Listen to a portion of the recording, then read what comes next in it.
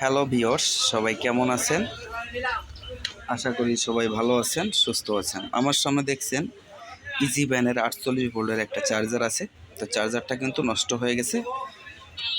তো এই চার্জারগুলো কিভাবে রিপেয়ার করা যায় সেইটা আপনাদের সামনে দেখাবো প্র্যাকটিক্যালি।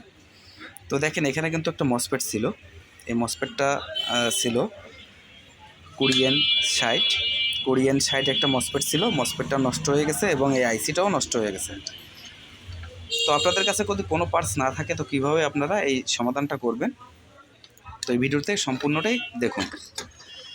তো দেখেন, এখানে কাজ করতে গেলে প্রথমত আপনাকে এরকম একটা এক্সটার্নাল পাওয়ার সাপ্লাই লাগবে, যেটাকে বলে কেএলওয়াই। এই কেএলওয়াইটা বাজারে খুব অল্প মূল্যে আপনারা কিনতে পারবেন। তো এটি কিনে দেখবেন এখানে 3টে তার থাকে। তা আপনি লালটা আর কালোটা কাজে লাগাবেন।